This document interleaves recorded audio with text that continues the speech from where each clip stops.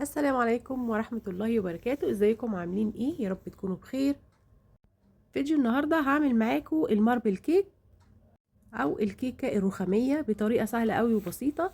عايزة اقول لكم انا ما استنيتش لحد ما تبرد. بصوا ما شاء الله البخار خارج منها ازاي. ان شاء الله هعملها بطريقة سهلة قوي ومكونات سهلة، وهنتكلم في الفيديو على اسرار نجاح الكيك، وكمان المشاكل اللي بتواجهك وانت بتعملي الكيك، هبطت الكيك معاكي او الكيك لونه بقى غامق من جوه. كل الكلام ده هنشوفوه في الفيديو ان شاء الله.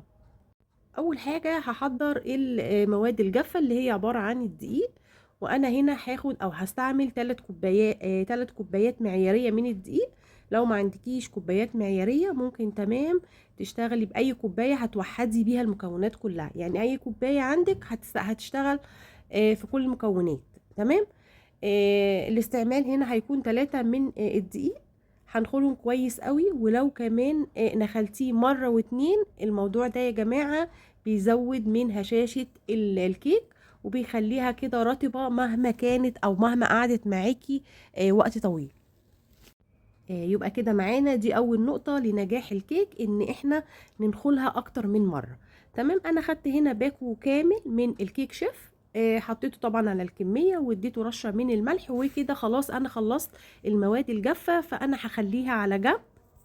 نحضر المواد السائلة. انا هنا هستعمل ولا هستعمل مضرب ولا هستعمل عجان ولا اي حاجة، هاخد الخلاط العادي هنزل فيه بحوالي 5 بيضات من البيض البلدي. يعني انا هنا لو انت هتستعملي البيض الاحمر العادي ده بيكون نسبة الزلال بتاعته عالية، فهستعمل 4. انا هنا علشان البيض البلدي حجمه صغير شوية، انا هنا وضحته اهو، فانا هستعمل 5 بيضات من البيض البلدي.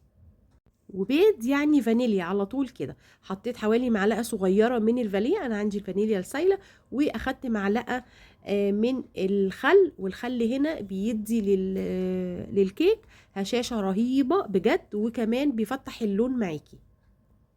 وضفت لها كمان 1.25 كوباية من السكر، والسكر ده اختياري، يعني انت معاكي من 1.25 كوباية لحد 1.5 كوباية من السكر. لكن لو احنا عايزينها مظبوطة السكر بتاعها كويس قوي هيبقى 1.25 كوباية. ضربت كل المكونات عندي بس دول في الخلاط عادي خالص لحد ما اللون فتح زي ما انتم شايفين. جبت علبة زبادي بلدي عادي جدا، أو طبعا لو حتى زبادي شركات مفيش مشكلة، وضربتها كمان مع الخليط. كل ما بضيف مكون انا بضربها حوالي دقيقة كده علشان كله يتجانس مع بعض. لكن النقطة المهمة ان لازم البيض والسكر ضروري ضروري يتضربوا لوحدهم لحد ما البيض بتاعي لونه يفتح. تمام. ضفت بقى معاها كمان 1 كوباية من الزيت النباتي، يعني انا عملتها بزيت ذرة. تمام كده. وضربتهم كلهم مرة واحدة في الخلاط. نزلت بقى على المواد الجافة هنا بالمواد السائلة وحطيتهم كلهم دفعة واحدة. يعني انا ما حطيتش، انا عشان بس المكونات معايا مظبوطة كويس قوي، فانا ما نزلتش حبة حبة، انا حطيت كل كمية وبمضرب عادي يدوي قلبت المكونات. ايه اللي معايا دلوقتي؟ ده معايا كوباية من الحليب الساخن، ساخن جدا يا جماعة، اغليه على النار عادي جدا مفيش مشكلة، وانزلي على الخليط بالظبط زي ما انت شايفة كده. لا البيض هيستوي ولا هيجرى له اي حاجة. ودي نجاح الكيك يا جماعة. اخدت جزء هنا من الخليط وضفت له 2 كبار من الكاكاو الخام اللي بدون سكر، علشان نبدأ بقى نعمل الجزء اللي بالشوكولاتة. مهم جدا تنخلي طبعا الكاكاو علشان ما يكونش فيها تكتلات وتكون سهلة معاكي في التقليب. طبعا هنا بعد ما ضفت الكاكاو طبيعي الخليط بتاعي هيكون تقيل شوية، فانا هضيف له ممكن تضيفي 1/4 كوباية من المية عادي جدا، او 1/4 كوباية من الحليب. تمام. انا المكونات معايا هنا مظبوطة جدا، وان شاء الله هكتب لكم برضه كل المكونات في صندوق الوصف لو حبيتي ترجعي للمكونات.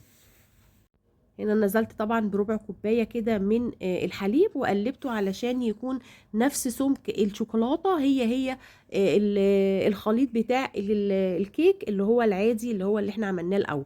الاتنين يكونوا نفس السمك، مفيش حاجة تكون اتقل من حاجة. ليه؟ علشان لما اضيف الاتنين مع بعض، لو انا ضفت الخليط الابيض تقيل وضفت الخليط الشوكولاتة خفيف، فهتلاقي الشوكولاتة تنزل معاكي تحت، ما تديكيش الشكل الرخامي اللي انت شايفاه. جبت الصينيه بتاعتي دهنتها ماده دهنيه وبدرتها بشويه كده من الدقيق تحسبا، يعني لا ممكن تلزق او حاجه، وفي الغالب ان شاء الله مش هتلزق. وضفت شويه كده من الخليط، بين الخليط الفاتح او الابيض، وضفت كمان شويه من الشوكولاته. هعمل كده اجزاء على دورين او على مرتين. مره هحط الجزء الابيض، ومره هحط اللي هو بالشوكولاته.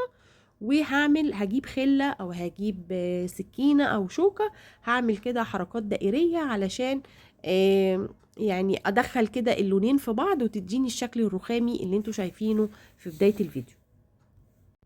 الاضافه التانية هحط بقيه الخليط بتاعي بالشكل اللي انتوا شايفينه ده. وعندي اخر حاجه شويه من الشوكولاته. انا هنا عامله كميه الكيك اللي هو الفانيليا الفاتح اكتر من الشوكولاته، يعني ممكن نقوله ايه التلت كده، تلت بس شوكولاته، لان انا بحط بس في النص مش بملى الصينيه بتاعتي او القالب بتاعي. تمام. يبقى انا هنا عملت مره دور فانيليا، كيك فانيليا، ومره كمان دور شوكولاته. ولو انتم ملاحظين كميه الشوكولاته مش بتكون كتير، يعني انا بحط كده في المنتصف وبعدين بغطي بالكيك الفانيليا في اخر حاجه. عايزه اقول لكم طعمها حلو قوي، يعني انا مش عارفه ليه بتتباع تمنها غالي على ايه، مش فاهمه، وهي مش معموله اصلا بمكونات كتير، يعني هي ما فيهاش زبده، هي بالزيت. وعايزه اقول لكم كمان موضوع الزيت يا جماعه بيفرق في مسام الكيك، يعني الزبده دايما بتخلي الكيك بتاعي المسام بتاعه مفرغ كده وواسع شويه، لكن الزيت بيخلي مسام الكيك مقفول كده، وبتكون الكيكه شكلها الطف. نضفتي طبعا الصينيه بتاعتك واديتها كده ضغطتين من الجناب علشان اخرج كل الهواء اللي فيها. وهنا في الوضع ده انا من بدايه التحضير وانا مشغله الفرن على درجه حراره 180، قعدت معايا حوالي 40 دقيقه وخرجت بالشكل ده. طبعا عايزه اقول لكم نجاح الكيك يا جماعه، التشققات اللي بتبقى على السطح بتاع الكيك دي من نجاح الكيك. يعني هي ما شاء الله هشه جدا وجميله جدا. طبعا انا هنا ما صبرتش بقى لحد مثلا ما بردت شويه علشان اقطعها او اسيبها، لا انا اخدتها على طول قطعتها، وهتشوفوها طبعا او ممكن تكونوا شفتوها في بدايه الفيديو. ان شاء الله بقى جربوها بجد، طريقتها رهيبه وسهله قوي، وان شاء الله تنجح معاكي. لو انت مثلا من الناس اللي مش بتظبط معاكي الكيك، هتنجح معاكي من اول مره باذن الله.